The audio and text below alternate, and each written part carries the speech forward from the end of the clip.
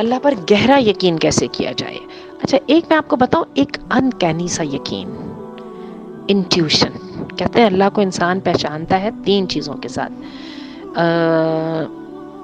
سب سے پہلے ہے انٹیوشن، اس کے بعد ہے کریشن، اور اس کے بعد ہے ریویلیشن.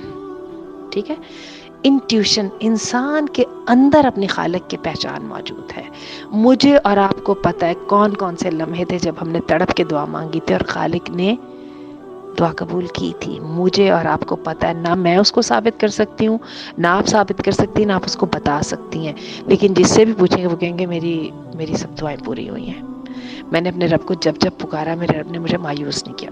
زبردست ہے کہ نہیں؟ تو یہ جو ایک فیلنگ ہے نا، اور وہ مجھے بتائیں کہ آدھی رات کو آنکھ کھلتی ہے، یا یہ چھوڑیے پیر کو ٹھوکر نہیں لگتی تو ہائے اللہ کیسے نکلتا ہے.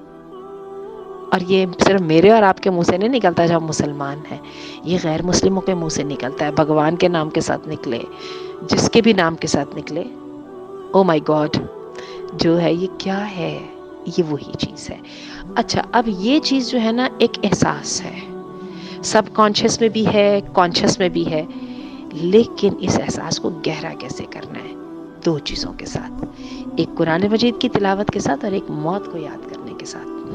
اور اس کے ساتھ جب انسان نیک عمل کرتا رہتا ہے تو یقین گہرے سے گہرا ہوتا جاتا ہے.